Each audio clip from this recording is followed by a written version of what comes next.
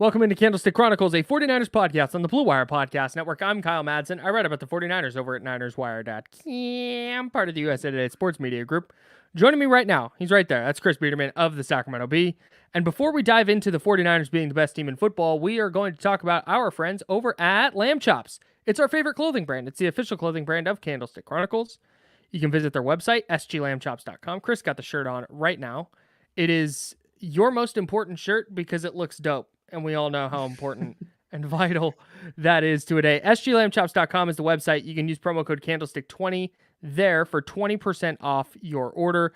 Follow them on Instagram to stay up to date on all their latest styles at just sglambchops on Instagram. And I don't have anything else here. You talk now. Glad to see you're coming in hot off of vacation. No, so Lamb Chops is great. Obviously wearing the shirt right now.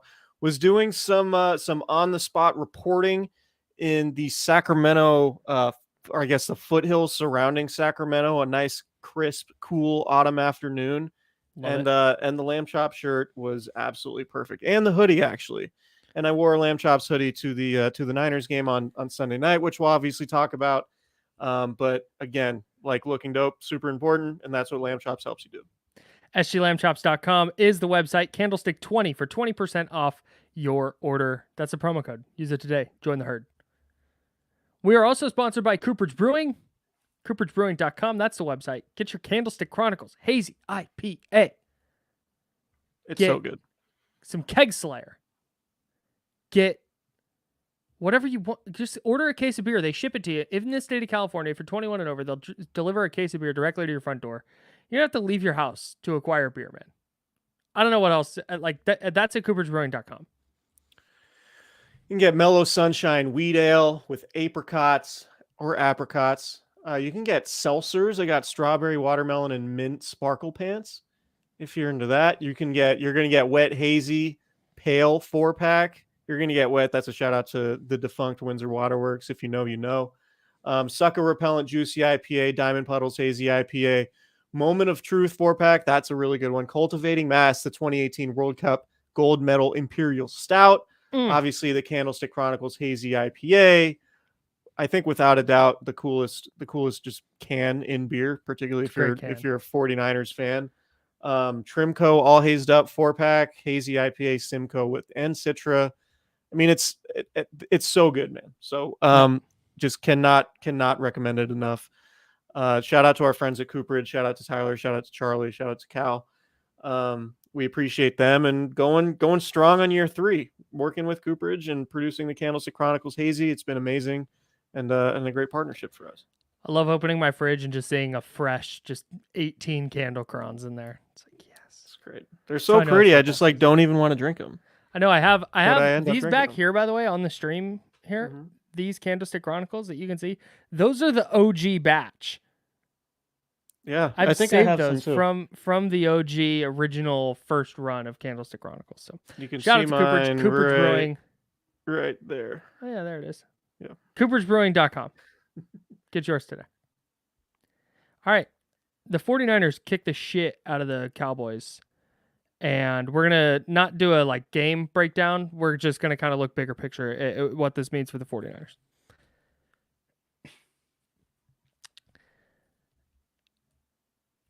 I'm always pessimistic. Not like in life, but just when it comes to sports. I'm a pretty pessimistic. Not pessimistic, like skeptic. When a team is good, I really need to see it before I'm just going to crown a team as good. Mm-hmm. And even the Warriors, like that, one of the best basketball teams, collections of talent of all time. And in the middle of the 2017 season, I'd be like, I just don't know how they're going to win it. I don't know how they're going to do this. But what the 49ers did to the Cowboys on Sunday Night Football showed me that there's not really a question right now about who the best team in the NFL is. At least through week 5.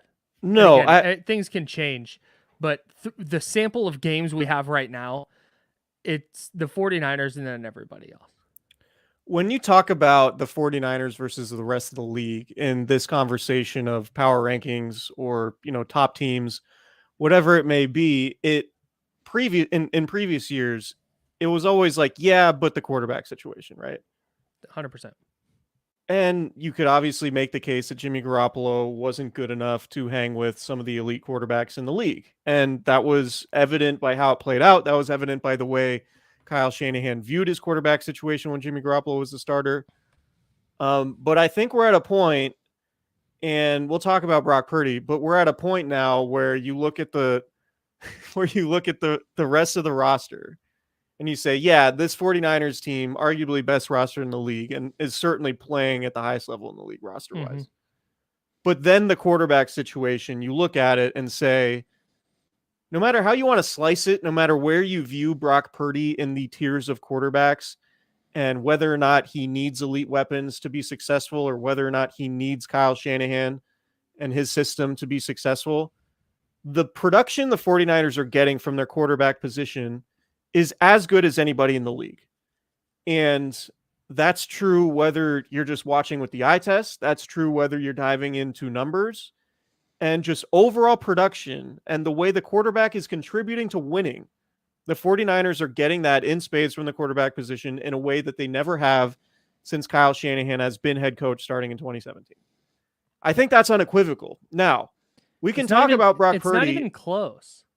Right. We can talk about Brock Purdy and, is he a top 10 guy? Is he an MVP candidate? Like, all of that to me is just like relatively immaterial and just something that, we do a podcast, so we will talk about it. But whether or not that actually matters, like, just look at the production, right? Just look at what the offense is doing. Look how unstoppable the 49ers were against a defense that we thought was one of the best in the league and still might be one of the best in the league. 49ers hung 42 on them.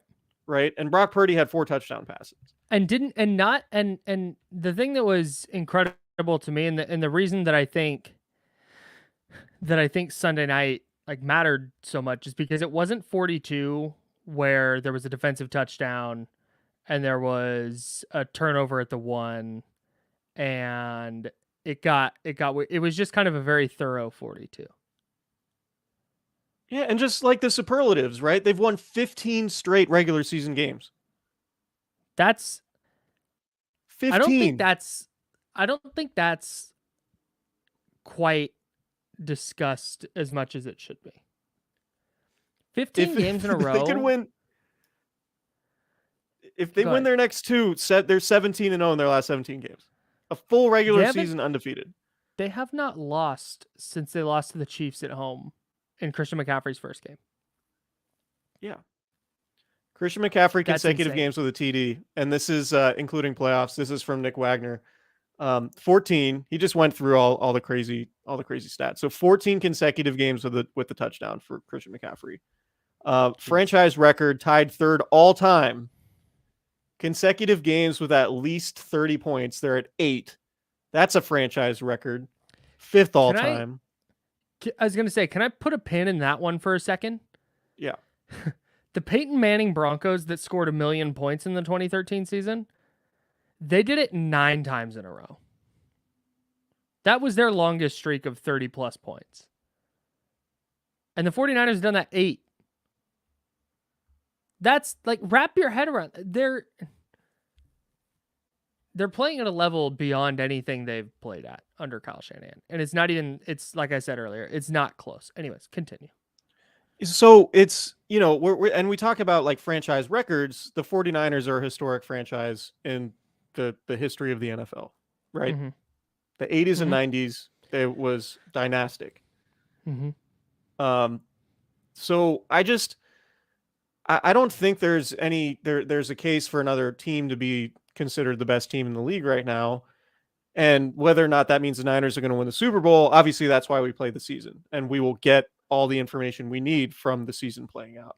Sure. But just being at the game, like I had a few takeaways. I went to the game. It was my first game this year. And like talking to some guys in the locker room afterwards, I think I've harped on some of this stuff before and just sort of like the experience factor and how much that shapes them. Mm-hmm. But, the last time they were 5-0 was 2019, right? That was with 2019. It was all new. Like contending for that group of players was all new. It was the first time they had the deep playoff run. And they were just sort of riding a rocket ship. They were a buzzsaw. And, covering the team back then, it was, everyone was having a lot of fun and taking it 1 week at a time, et cetera, et cetera.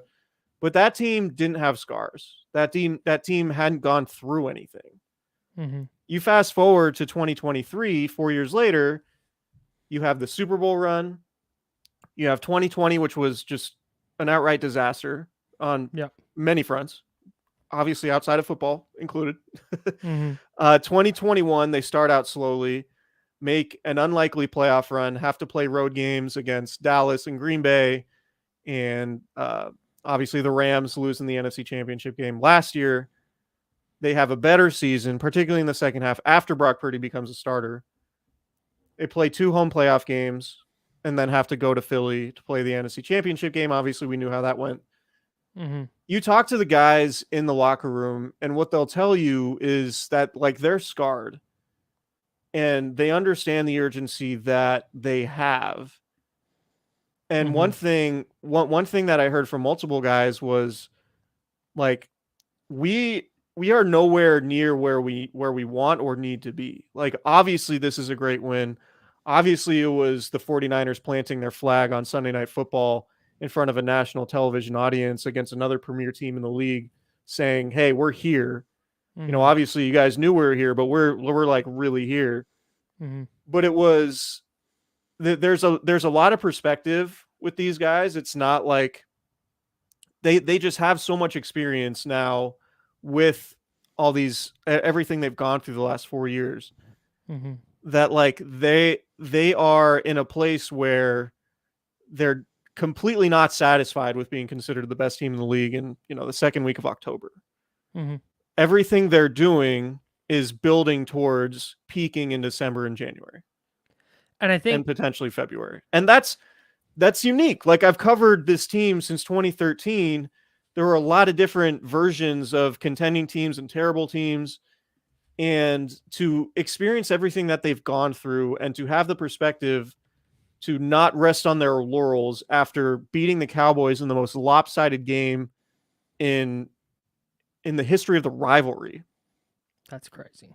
It's crazy. They are to me just when it comes to mindset and the fact that they're not satisfied and they know they still have a lot of work to do and they feel like they're leaving plays out on the field still. There's a confidence about them that allows them to play at this level that they're playing at, and practice this week. Was what was a thing post game that guys are talking about how well they practice and how locked in they were at practice all week, knowing what was at stake. But it's just I don't know. I have more belief in this team based on the way they play and the way you hear them articulate sort of their mindset than I ever have since I started covering the team. And you can see it, that's not just talk either, because we talked about this after week 1. They looked so locked in against Pittsburgh. Right. And then they've looked that way every game since. There's not been any point this year where you've thought, oh man, the Niners lost focus. Or, oh man, they just threw their helmets on the field and thought they'd win today. And you've seen that in the past where, okay, maybe they sneak out. One of the games that sticks out to me, you remember the Cardinals game at Levi Stadium in 2019? Where they got down 16-0 and Garoppolo threw a couple interceptions and Richie James had the big screen that kind of kickstarted them and they had the game-winning touchdown pass to Jeff Wilson. And that was just kind of okay, they won, but I mean, it was ugly. Yeah. They played with their food a little bit. Right. It's just been kind of a methodical beatdown week after week. And the fact that they went in and did that against Dallas is, like I said, to me, that's the point now where you can't just go, okay, well, the Giants stink and the Rams are the best team they've played and the Rams may or may not be any good and the Steelers offense stinks and all that. You can't do that now. And I think a lot of it goes back to what you're talking about is they understand, hey, there's a team across the country in Philly that's really good, and to have the best chance to beat them, you're going to want that home game, and you're going to want a first round bye, and that means winning every regular season game. Yeah.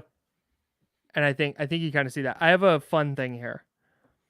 And this goes back to what you were talking about, gearing up to play their best football, because really that's what they've done the last couple of years. They've gotten off to these slow starts, 3-5 in 2021, 4-5 last year, but then they play really well down the stretch and they make their way into the playoffs. So I've got this updated now. Kyle Shanahan, in the month of September as a head coach, is now 12-10, which is actually pretty impressive. In the month of October, the 49ers are now 13-16 under Kyle Shanahan, 11-16 in October coming into the year. But then in November, 11-9, December, 17-10, and then in January in the regular season, they're 4-1 and 6-2 in the playoffs. Like, this is a team that over the years has gotten better as the season's gone on. But now we're sitting here in week 5. And remember, in 2019, this is different than that 5-0, because remember that 2019, they didn't look very good against Tampa Bay. It was Garoppolo coming off the ACL, and they needed the 2 pick sixes to beat Tampa Bay. They won that game by 14 on the strength of 2 pick sixes. Right. Well, Jimmy threw a pick six also. Right.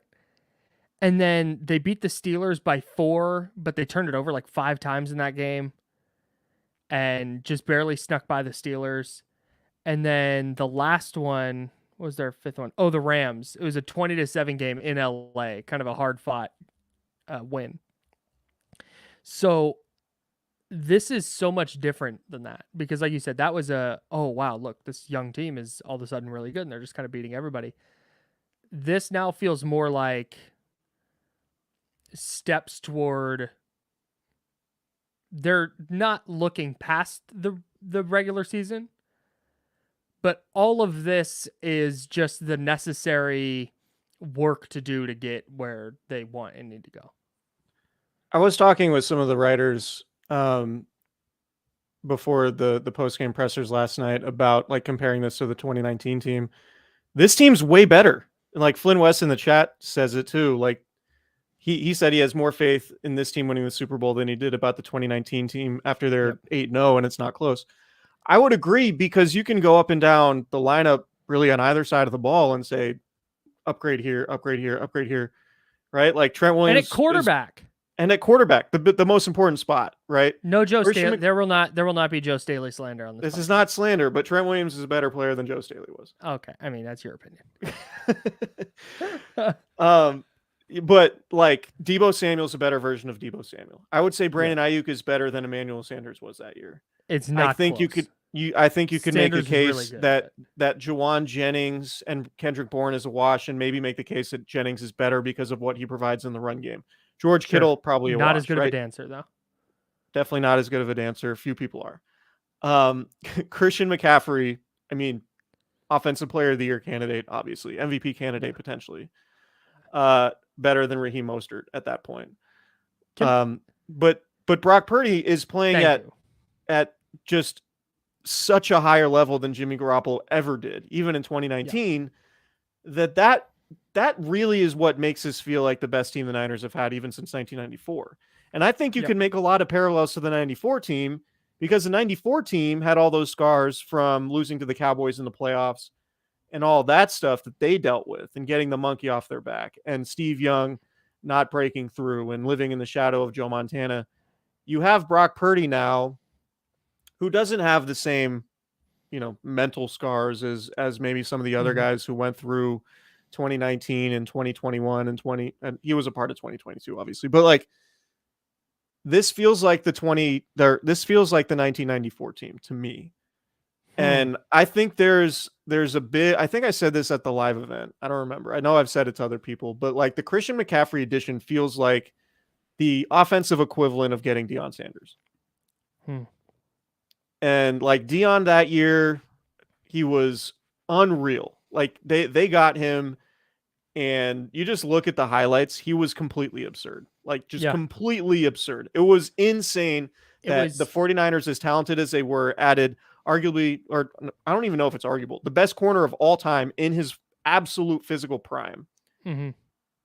And that feels like what the 49ers have at running back in Christian McCaffrey right now. And adding him, and it's not obviously apples to apples because it wasn't a 1-year free agent signing, but the idea that, okay, you're going to take the best player in the league at his position and fit him onto this loaded roster and just put him in a position to be the best version of himself.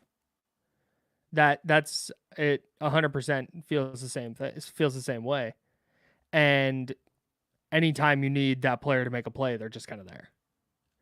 But that's part of what impressed me so much about the Cowboys game is the Cowboys made it very clear going in that they were just going to stop Christian McCaffrey and let anybody else beat them. They were going to swarm him, according to sources. Yeah, no, swarm. Right. Swarm. Is that the acronym? the D'Amico Ryans thing? Yeah, swarm. D'Amico can coach his ass off, by the way. Shout out to the Texans. Anyways, CJ Stroud. So, dude, OH. So, no, go blue. Yeah. No, where was I going? Christian McCaffrey. Yeah. So on Sunday night, McCaffrey goes out and doesn't have a super productive game. He was fine, but 2.7 yards a carry and had like less than 30 yards receiving. So he was fine. And the Niners still figured out ways to manufacture plenty of offense. And that was what I think impressed me the most and why I'm now sitting here going, you know what? I don't have any more questions about Brock Purdy winning a Super Bowl. I don't either. Brad Spielberger, Pro Football Focus, tweeted this last night. PFF Brad. Brock Purdy on throws between 10 and 20 yards downfield.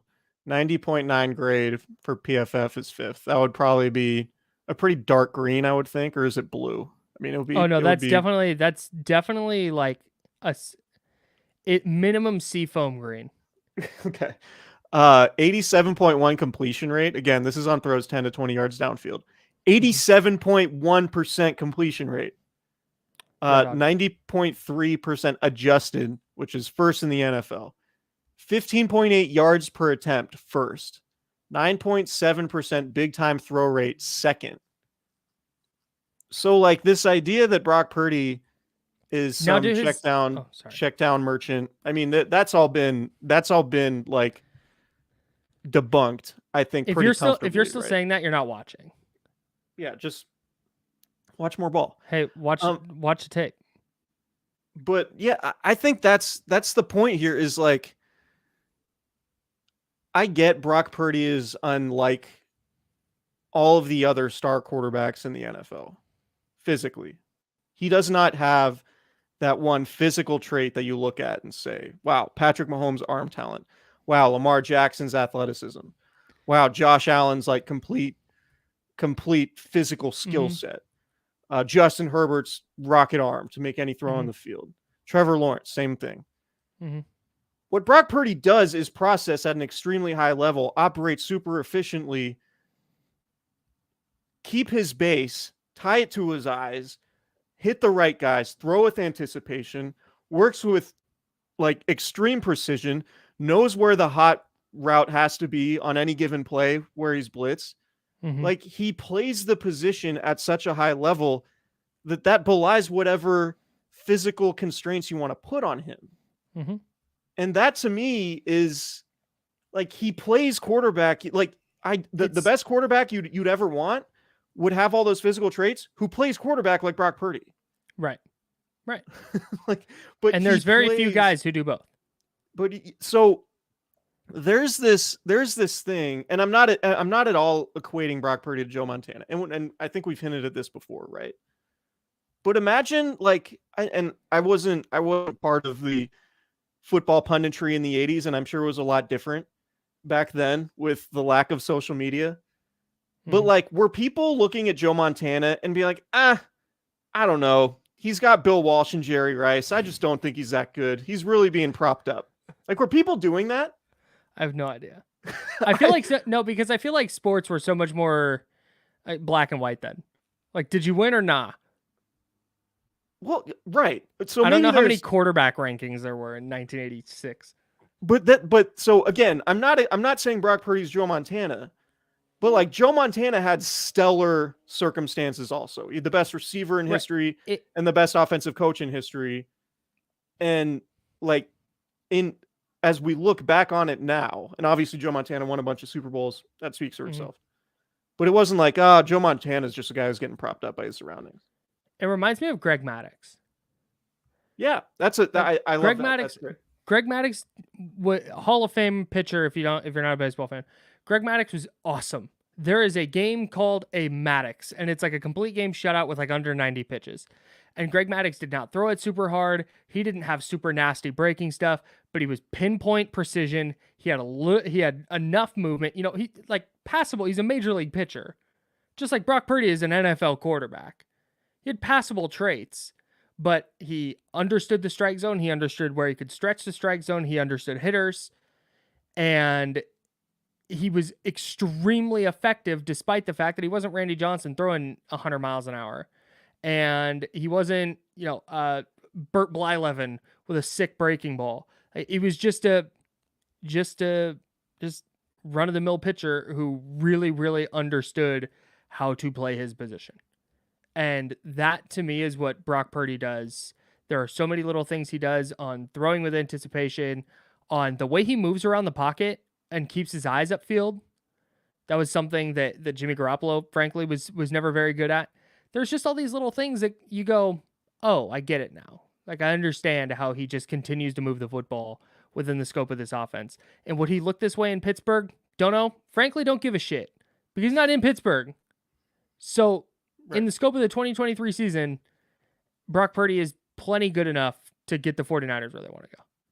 And I think people assume too that because the Niners have been so good at yards after the catch in recent years that it's been just like, oh, he's got Christian McCaffrey and Deebo Samuel and Brandon Ayuk and George Kittle. Like he's just benefiting so much from yards after the catch.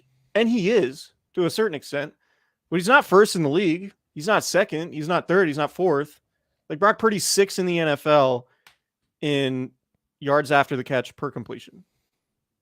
Right? So this isn't the 2019 Niners or even 2018 Niners when George Kittle's just running away from everybody and setting yak records. Right. Like the yak bros aren't like the thing that's dominating the 49ers offense. It's actually the passing game. And Kyle Shanahan even said afterwards, like, sometimes when Brock's playing like that, all you want to do is call passing plays. Kyle Shanahan, the guy who wants to run the ball more than anybody else. Hey, can I? He was like with Jimmy Garoppolo. Brock's so dialed in that Kyle Shanahan is like, man, I'm really struggling to call running plays. Think about how crazy that is. Yeah, that's super crazy. By the way, a 90.9 grade is more of a cerulean. I'm looking at it. I have no idea what color that is. Is that blue? It's a little bluer than seafoam green.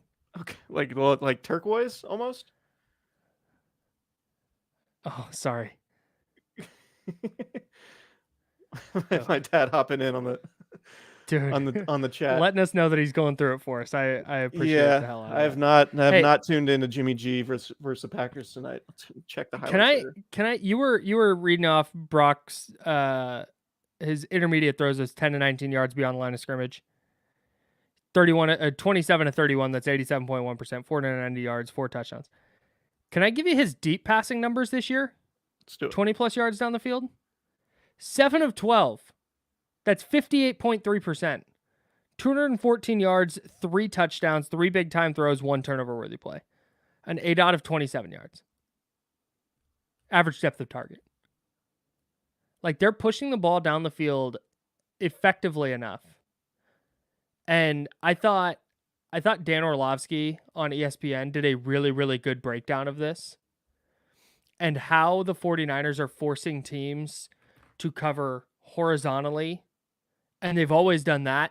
But now Brock Purdy's ability to push the ball into that intermediate and deep area with accuracy is forcing teams to also defend vertically. And how the way the Niners are lining up, they're lining up in these like compact formations, like between the hashes. And then by the time the play develops, You have like Brandon Ayuk deep down the field on this sideline, and you have Christian McCaffrey shallow down this sideline, and just how it basically forces the defense to defend areas of the field that they've never had to defend before.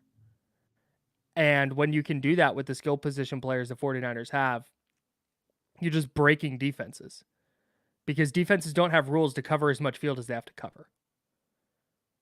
And and then you have a quarterback who has such a deep understanding of the offense. And maybe they run up against Philly and Philly figures out a way to shut it down and there's a blueprint and the Niners have to, turn the page and try something different. But for right now, I don't know what you do. I genuinely don't. I don't. I want to talk about the point that Rory's making in the chat here too. Dan Orlovsky also said Mac Jones would be Brock Purdy if he was in San Francisco. There's been a lot of discussion, and I think there was some of this even before the season, like looking back at what Brock Purdy did last year, and people said, oh, the 49ers, when they were thinking about Mac Jones, this is sort of what they envisioned. Mm-hmm. And I know other people have made this point too, but I think it's really important for us to make it here because especially when like you talk to players and hear how they view Brock Purdy like as a human. Mm-hmm.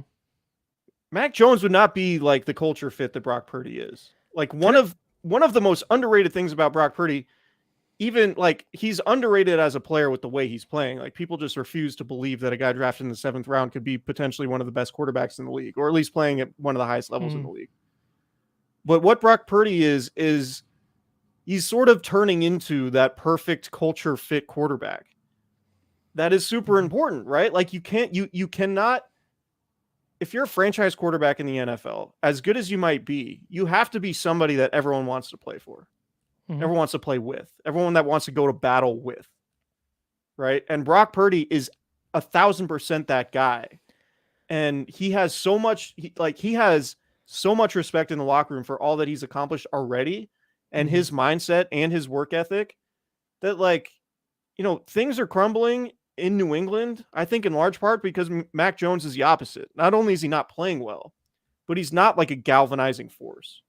There's no evidence that he's the guy. Like you look at him like tripping dudes and like sack tapping guys and all that stuff. It's like, if we don't see any of that mess from Brock Purdy and like everything he says, and this, not that this, press conferences aren't the end all be all, but like everything he says is like, oh, this dude sounds like a franchise quarterback. Yeah. He just sounds like a leader, someone you go to work. Anyway, so I think that's an important point because like, if you're like, oh, this is what Mac Jones would look like. It's like, not behind the scenes, it wouldn't. Can I, not to mention, and I know some of this is a product of the offense and the weapons and stuff, but Mac Jones' adjusted completion rate on medium depth throws is 63.2. Brock Purdy's adjusted completion rate on deep throws is 58.3. Like he's completing passes 20 plus yards down the field at about the rate that Mac Jones completes them on intermediate throws. Like he's just kind of better. And maybe that's a full function of the offense and the players around him and this and that, but I have a really hard time believing that that's the case. Also, an underrated thing about Brock Purdy, he's thrown 0 interceptions this year. Yeah, he's tried. He's definitely tried to throw a couple. But even last night, it didn't feel like, Sunday night, it didn't feel like there were really any opportunities for the Cowboys to make picks. He threw that hospital ball to Christian McCaffrey, but like, and the bad throw to Ronnie Bell. The second quarter was kind of rough, but I mean, it got cleaned up quick. And like, I know how people feel about passer rating and quarterback or QBR and all that stuff. Brock Purdy leads the NFL in both by like a very comfortable percentage. Right, by a lot. That's the other thing, and this I think ties to what you're talking about with Mac Jones. But we've seen Purdy have bad quarters or a bad couple of series, but we've yet to really see him have a bad 4 quarters.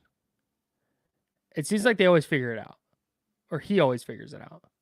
And he never really wilts when he does almost throw an interception, or he is getting blitzed on 33 of his 39 dropbacks, or, he gets a couple of throws batted down. Like he just never, you never feel like he's shaken by that. And I think there's something to that too. And I don't know, I'm not a psychologist. I'm not in the guy's head, but there are quarterbacks who you see get into tight spots and you can see it affect their game. And we haven't really seen that with Purdy. And I think that matters. It never feels like his confidence wavers. Right? Like he can have a bad series or to your point, a bad quarter, but it's never bled into a full game. It's never been like Right. Dak Prescott after the first quarter. Toast. Like the Cowboys didn't have a first down in the first quarter. They didn't get their first down until like 12 minutes left in the second quarter. But it was clear, like body language wise, like Dak was like shook. Yep. And Brock, even if he has a bad series or two, he just comes right back and just does his thing. Same offense. Yep. You just trust it. How funny is it looking back at like training camp? And I mean, we talked about it too, like obviously Trey Lance and everything, but like this idea that we're at this point where we're talking about Brock Purdy in these glowing terms. And it was like, are we certain he's going to be the starter? Should we be holding Kyle Shanahan accountable for whiffing on Trey Lance and investing those first round picks? It's just, yes. Let's hold Kyle Shanahan accountable for being the Super Bowl favorite. After the season, despite we're gonna hold him accountable. No, but really though, like that is probably the most crazy thing about this. Like we talk about the 49ers, we talk about this 49ers team in the same terms that we talk about the 1994 team, right? With how talented they are and how good they are and how good their quarterback play is. That's all happening despite them completely whiffing on the biggest trade in franchise history. Yeah. They invested 3 first-round picks in a guy who's the third-string quarterback for the Dallas Cowboys, and they are still in this position. Like that is mind-blowing to me. Here's another like really obvious thing that I just don't think we're like it's a layer to the conversation that is known but doesn't get discussed. Brock Purdy's only in his second year and coming off major elbow surgery. Brock Purdy has 10 NFL starts in the regular season. He has overall, I'm even going to give you the Dolphins game.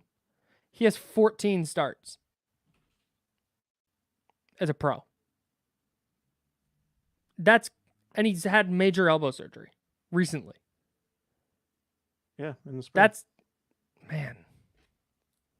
It's pretty impressive, man. Yeah. Yeah. Can we move on and switch gears a little bit? It was good to see the Niners make George Kittle active last night. Really Put him cool. on the really, active really 46. Cool. Really happy for him. Really for the happy first that he time. made it up for the game. He's one of the highest paid tight ends in the league. At least they could, put him up and make him available against the Cowboys. So that was good to see. Yeah, three catches, 67 yards, three touchdowns. Can I nitpick though? Yeah. Can you maybe catch some that aren't touchdowns? I don't know. Maybe help the team move the ball down the field a little bit. Don't just do all the work, once you're down there near the end zone. Right. Where are you when you need a 3rd 6 deep in your own territory? Yeah. Like, you throw it are to you there, seventh George? Are you round pick Juwan Jennings? Sure. So per sources, George Kittle may or may not be aware of the bit. He listens to the pod. He heard. I'm not saying he does or doesn't, but he's I've been told that he's aware of the bit. No, it's a good bit. If you're new here, we like to pretend that George Kittle doesn't play when he doesn't play a prominent role in the passing game, while fully understanding that he's like very critical to what they do in the running game and blocking and everything else. But I hope it is a really good bit to just be like, oh, George played last night. Oh, 3 touchdowns. He finally played. Wow, good for him. Yeah, 14 catches going into the year, no touchdowns. I haven't watched JT O'Sullivan's breakdown that I assume is out there yet, but I'm happy. Dude. I was thinking about JTO during the game last night. I was like, man, he must be over the fired moon up to see his guy finally get some touchdowns. He was so fired up. If you're not watching JT O'Sullivan's breakdowns of really any quarterback, but specifically his stuff on Brock, it's really good. I thought the point he made on the misfire to Ayuk in the middle of the field, I think it was in the first quarter, where he tried to fit one into a tight window on like a 2nd and 15, and he kind of threw it behind him.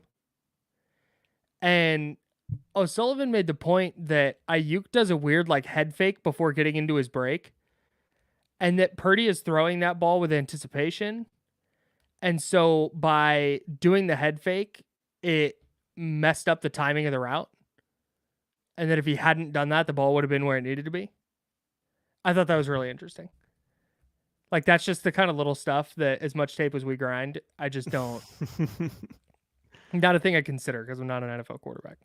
One thing I heard last night from a player that blew my mind was that they don't love playing night games because during the day, Kyle Shanahan sits in his office watching football and will draw up plays based on what he sees during games and then send them to the assistant coaches. And sometimes they will occasionally make the game plan for that night's games.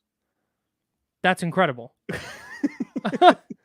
So is that what happened with the George Kittle flea flicker reverse touchdown? No, that's that. So Kyle Shanahan watched it and it like put it on his radar, but that was already in the game plan. That's been that's the one that Emmanuel Sanders threw for a touchdown, right?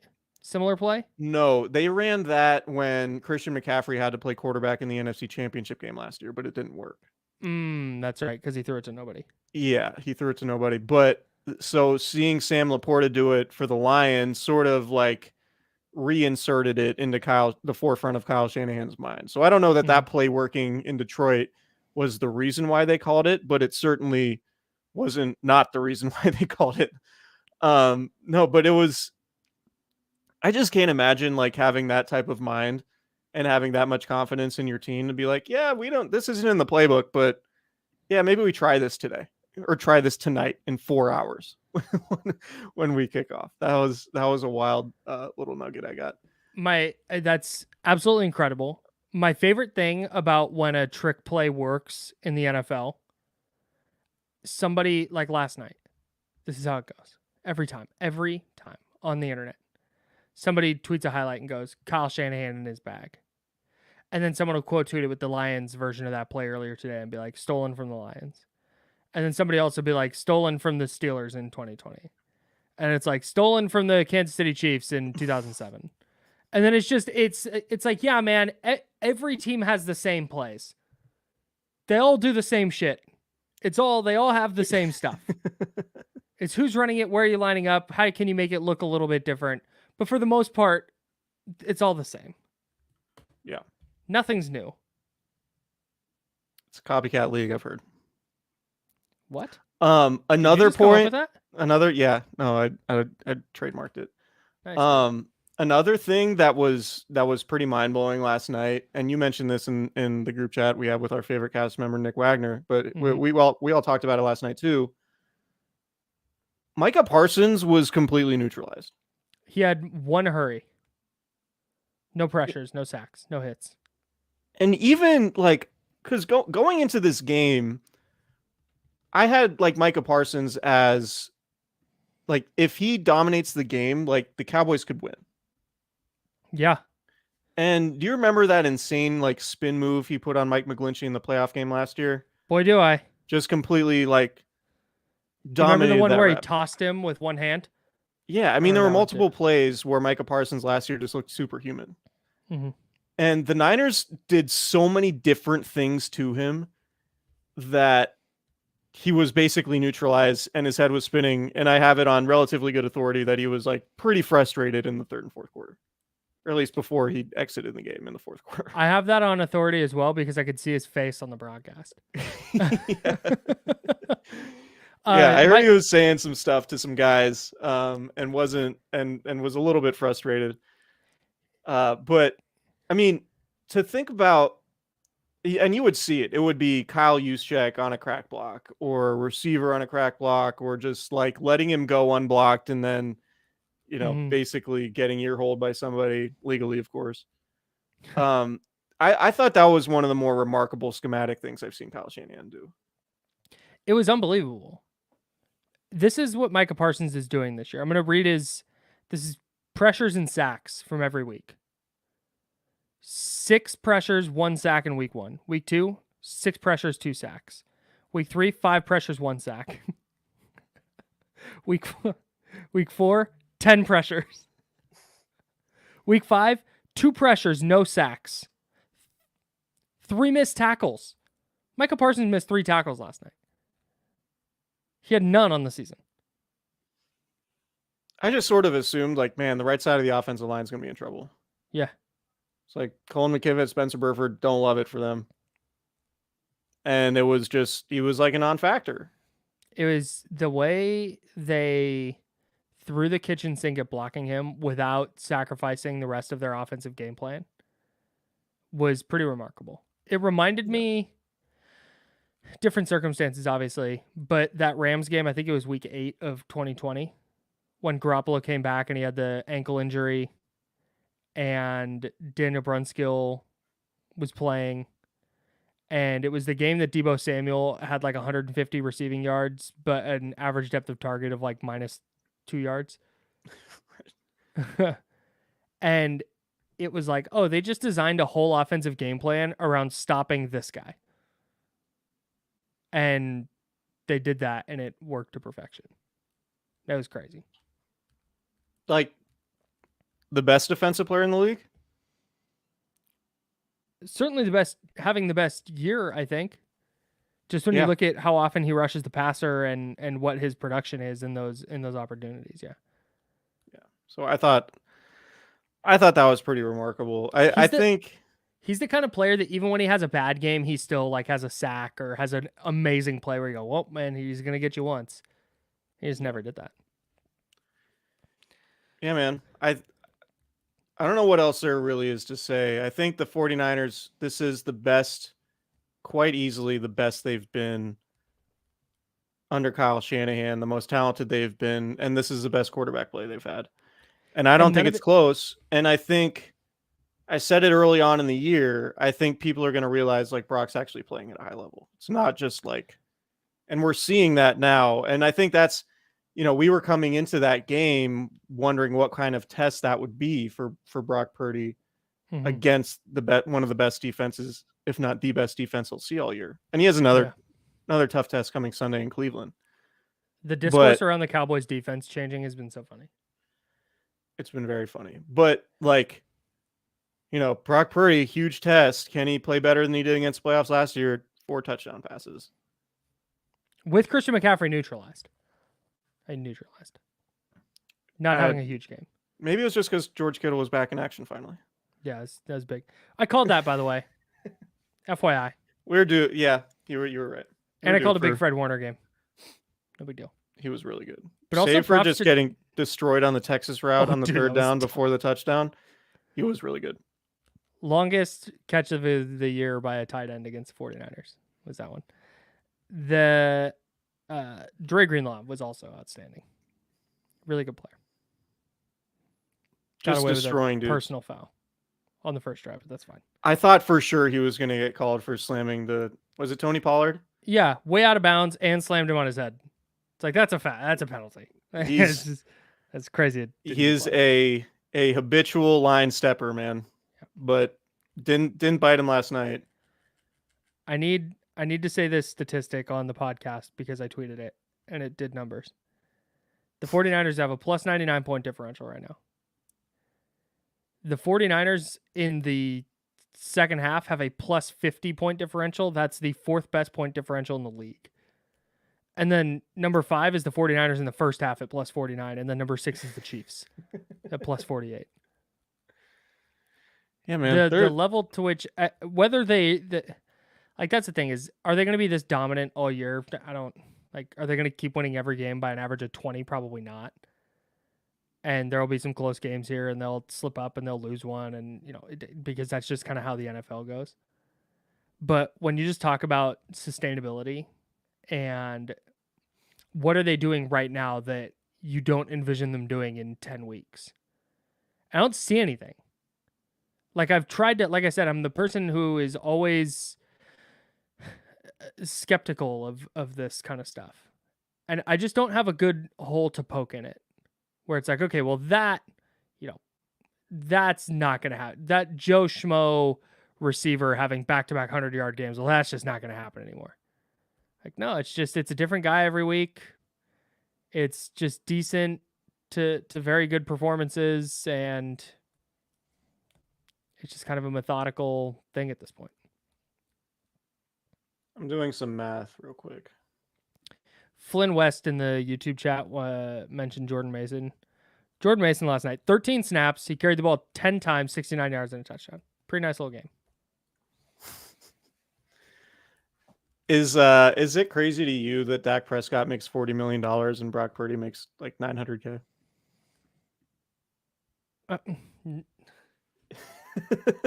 In the sense of, if you brought somebody in who had never watched football before and you showed him that game and you said, hey, which one of those guys makes $40 million?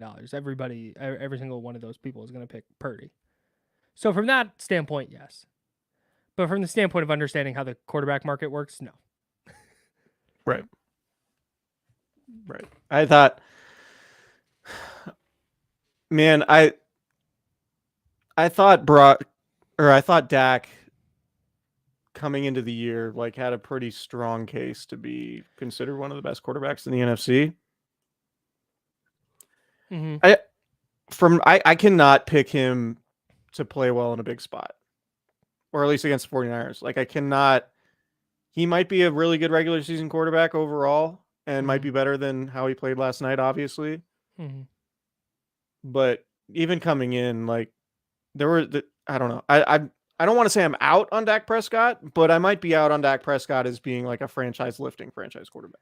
I'm putting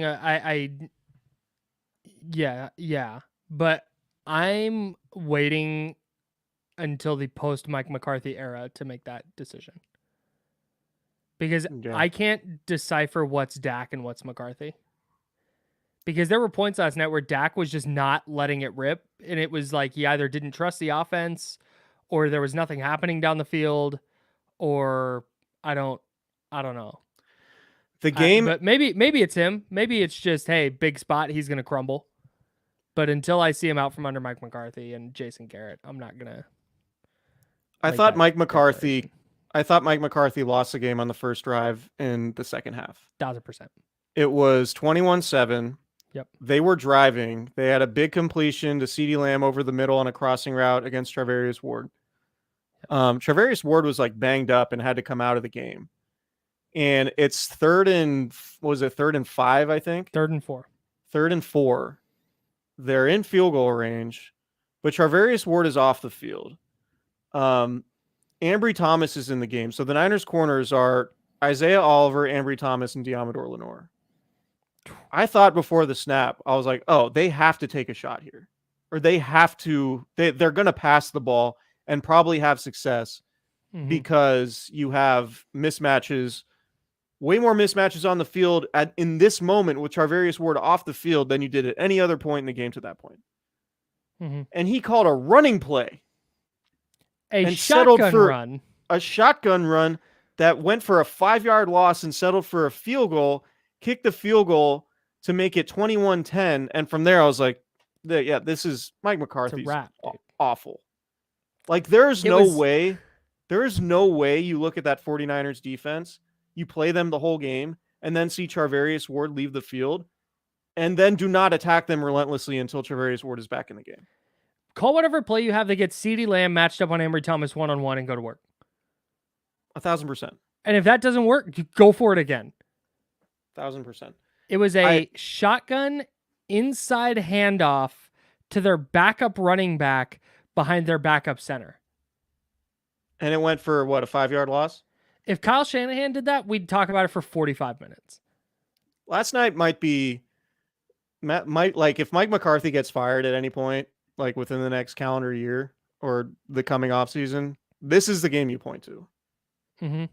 The one thing that was interesting to me in leading up, and I know a lot of other people made this point, the Cowboys made a huge deal about this game. This was a huge game for the Cowboys.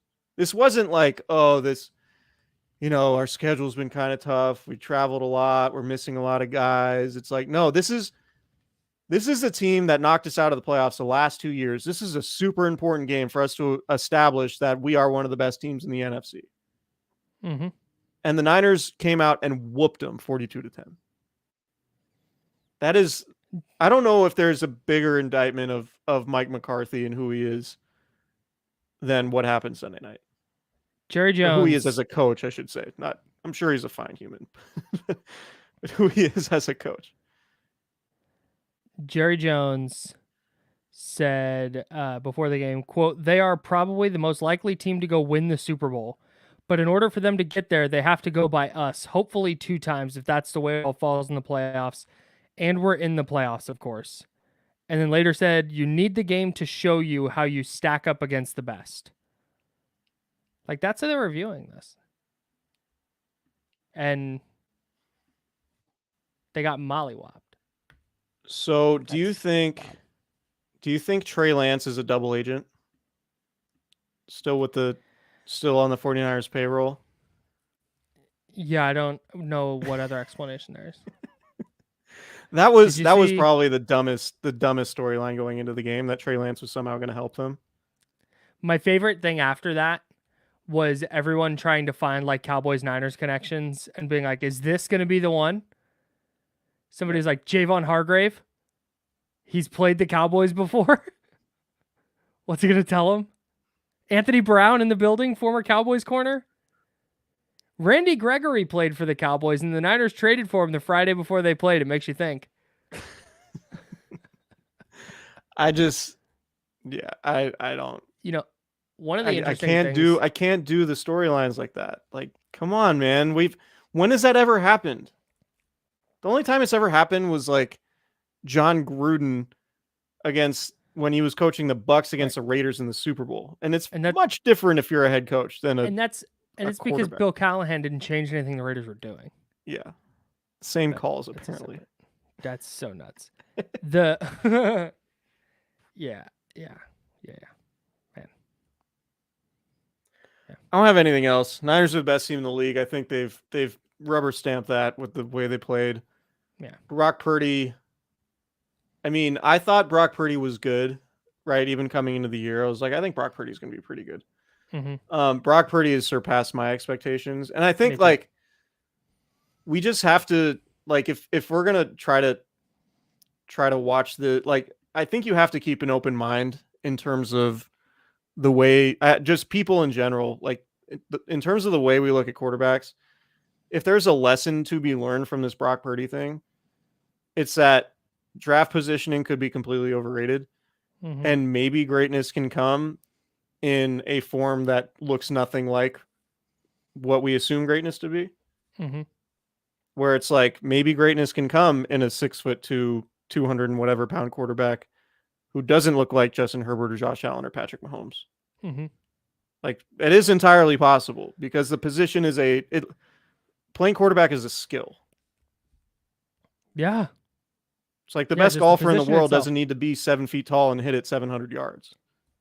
There's still so much, what's the word I'm looking for? Hesitation with Brock Purdy, right? And there's a lot of people nationally, and you know, Dan Orlovsky, JT O'Sullivan, Kurt Warner. There's a lot of former quarterbacks who are like, nah, this guy's good.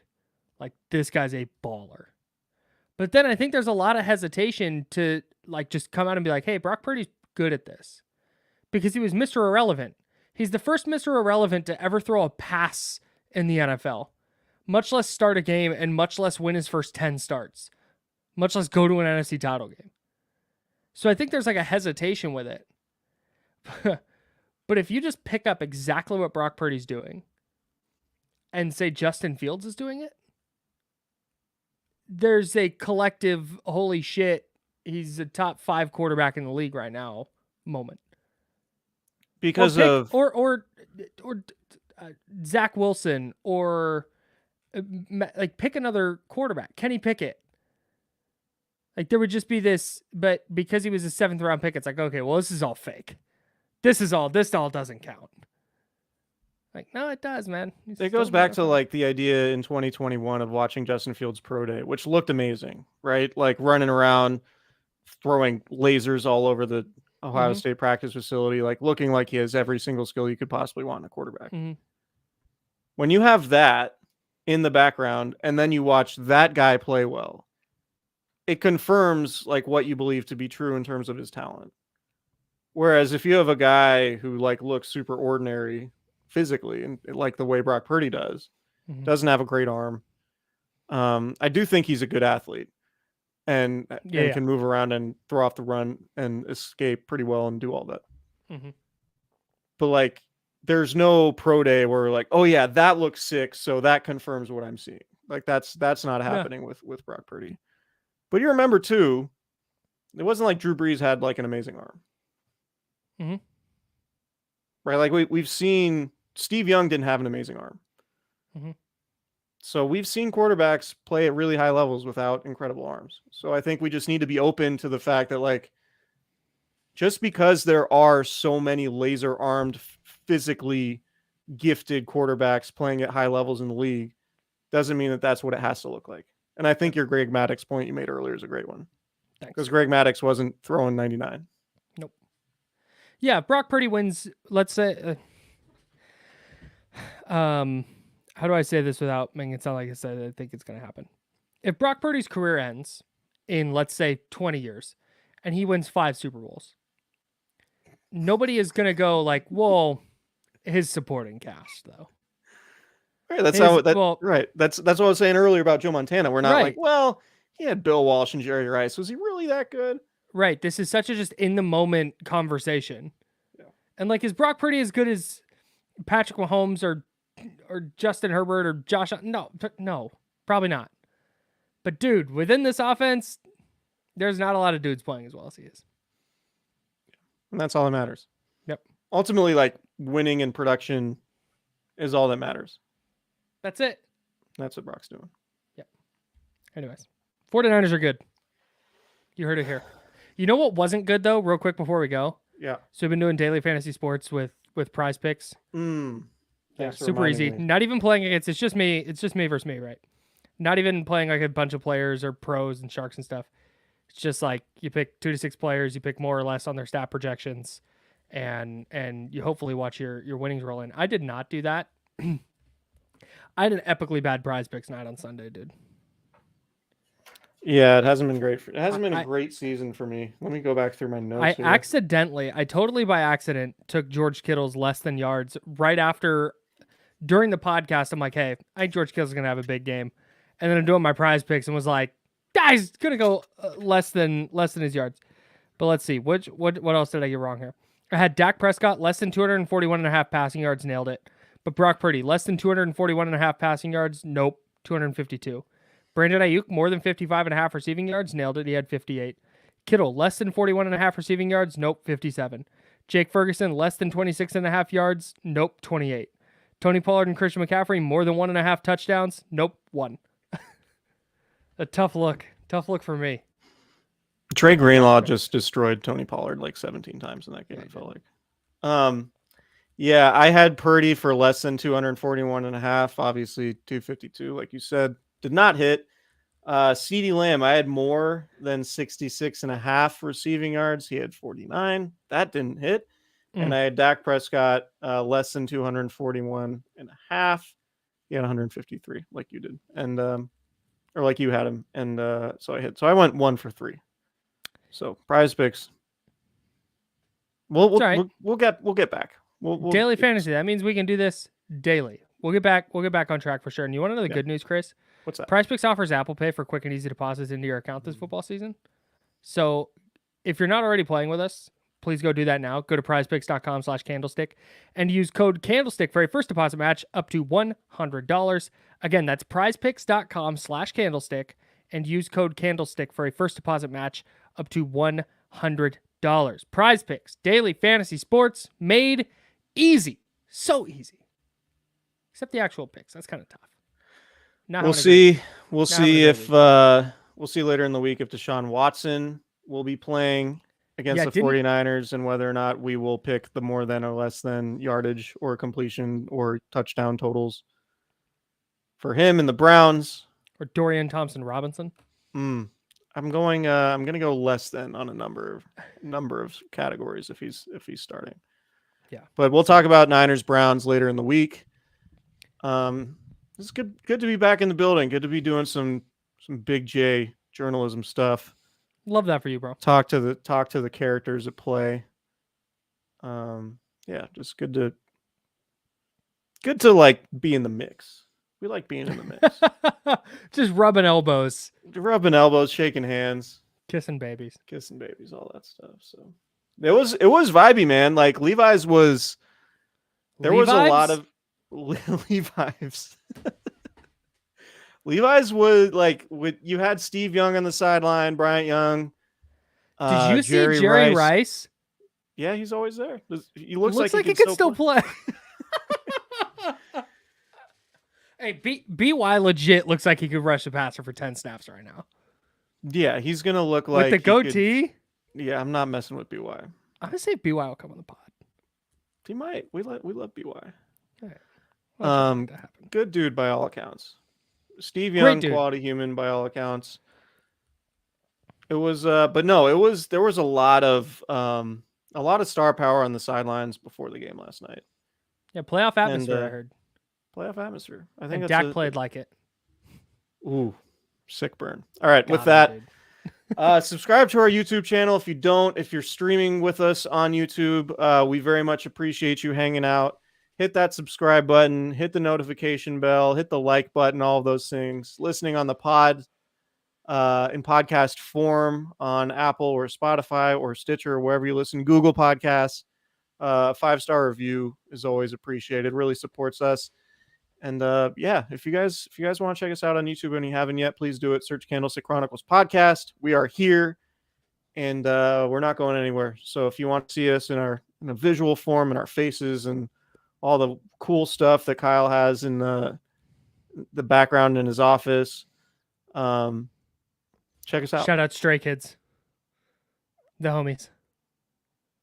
Sure, whatever those are. All right, we'll see you guys later. Han, and that's later in the week. I guess all right. Bang Chan. See you guys. Sungmin.